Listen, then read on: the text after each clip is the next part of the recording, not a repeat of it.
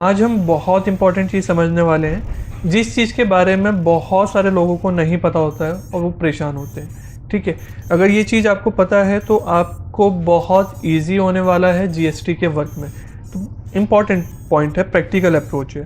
पहले उससे पहले एक ये चीज़ समझते हैं कि जो जीएसटी का फॉर्मेट होता है ना, एक जीएसटी नंबर जो भी होता है आपका, तो जीएसटी के नंबर में, एक सेकेंड क्या हो गया, हाईलाइट नहीं हो रहा, कोई नहीं, चलो अभी ऐसे देख लेते हैं।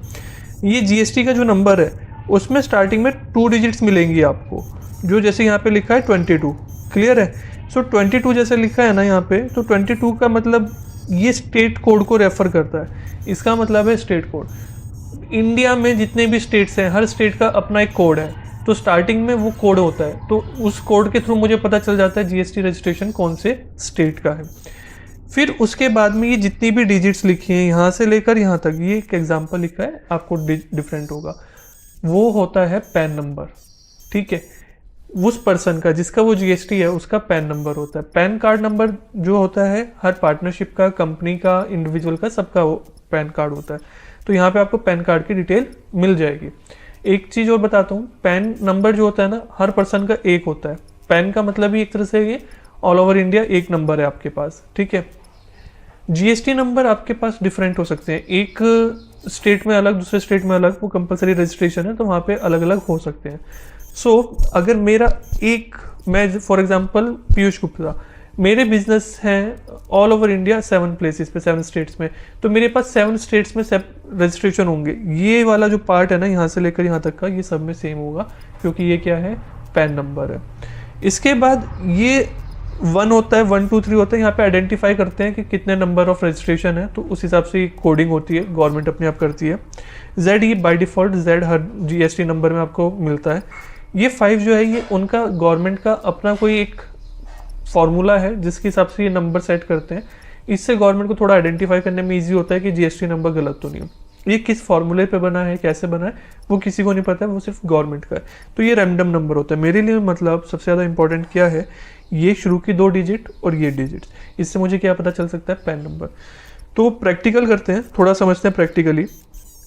मैं अभी एक वेबसाइट ओपन करते हैं, जीएसटी की वेबसाइट। जीएसटी की ऑफिशियल वेबसाइट है gst.gov.in। ठीक है, तो नोट डाउन कर लो, GST goods and services tax .gov, government का gov.in। ठीक है, मैं क्या करूँगा, देखो ये वेबसाइट जो है, पहले वेबसाइट से थोड़ा सा इंट्रो ले लेते हैं, या इसकी मैं सेपरेट वीडियो रिकॉर्ड करता हूँ इंट्रो की। फिलहाल हम क्या जाते हैं, सर्विसेज में जाते हैं।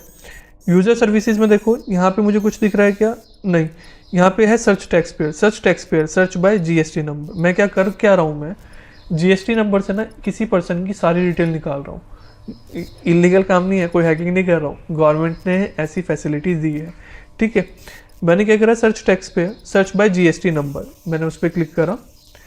ये मेरे पास एक पेज ओपन होके आने वाला है, ये पेज ओपन होके आया। ठीक है, मैं क्या करूँगा, यहाँ पे वो जीएसटी नंबर एंटर कर दूंगा। ये मैंने एक जीएसटी नंबर कहीं से लिया है। ठीक, इसके बाद मैं क्या करूँगा, 920, ये जो भी यहाँ पे सिक्योरिटी कोड है 920167, और क्या कर दिया, सर्च कर दिया। अरे ये तो सारी डिटेल निकल के आ गई। क्या डिटेल निकल के आई, ये कौन सी कंपनी है, ये है PVR limited, cinema, PVR cinema hall है ना, उसकी डिटेल थी ये, पीवीआर लिमिटेड। इसका ट्रेड नेम क्या है, पीवीआर लिमिटेड, कंपनी का एक्चुअल नेम क्या है, पीवीआर लिमिटेड। ये इसका जुरिस्डिक्शन आ गया, कौन से स्टेट का ये कोड है, गुड़गांव का है। पता है क्या, मैंने जैसे अभी ये कोड जो लिखा था ना, वो कोड क्या लिखा था मैंने, जीएसटी नंबर मतलब जो था 06 से स्टार्ट था।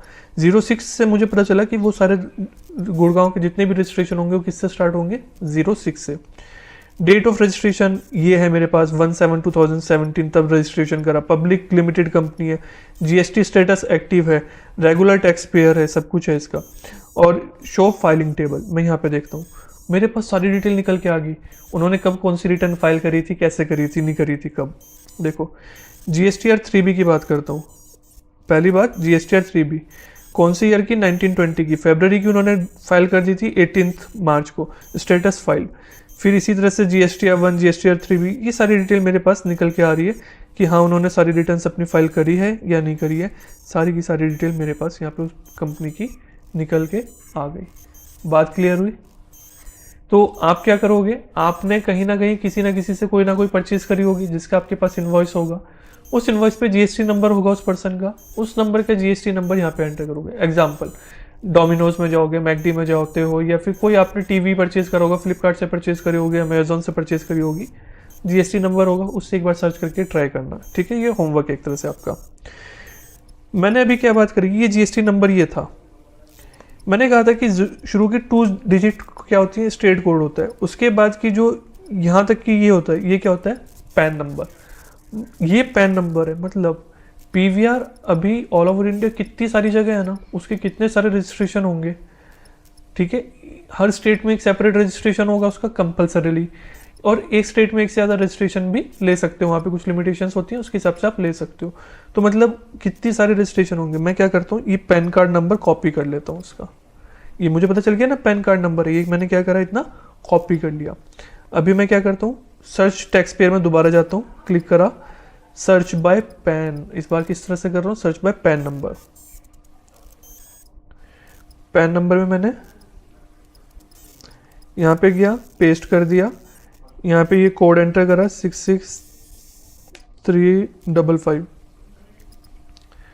क्या हो गया, 555। अच्छा, सर्च। ये देखो उस पैन नंबर पे जितने भी रजिस्ट्रेशन है सारी डिटेल मेरे पास निकल के आ गई। एक चीज देखो ना, 36 रजिस्ट्रेशन ये कहाँ का है, तेलंगाना का। 18 नंबर कहाँ का है, असम का।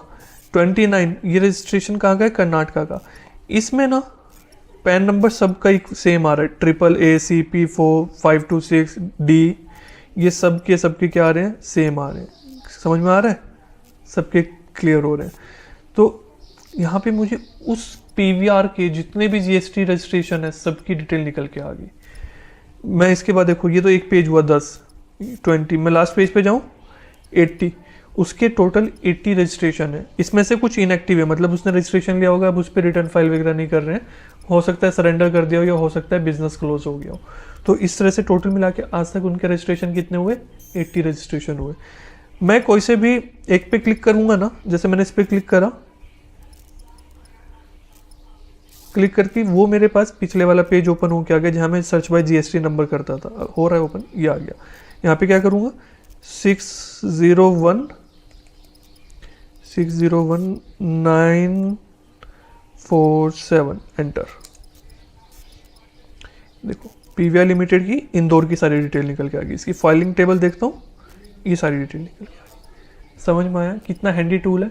मतलब इससे आपके पास जीएसटी नंबर है ना किसी का, वो चेक कर सकते हो। और कभी कभी रिटर्न फाइल करते वक्त ना जीएसटी नंबर है, नाम है, वहाँ पे आपको लग रहा है कुछ मिस्टेक हो गई है, तो आप चेक कर सकते हो वो सही भी है या नहीं है, उस पर्सन ने रिटर्न फाइल भी करी है या नहीं करी है। तो सारी डिटेल्स आप यहाँ पे क्या कर सकते हो, चेक कर सकते हो। बात क्लियर हुई है वाली सारी। तो बहुत प्रैक्टिकल अप्रोच है, इसको आप 2-3 जीएसटी नंबर से, पैन नंबर से, इस तरह से आप ट्राई करना। तो जीएसटी नंबर आपको मिल जाएंगे, वहाँ से आप जरूर ट्राई करना। ठीक है, बाय बाय।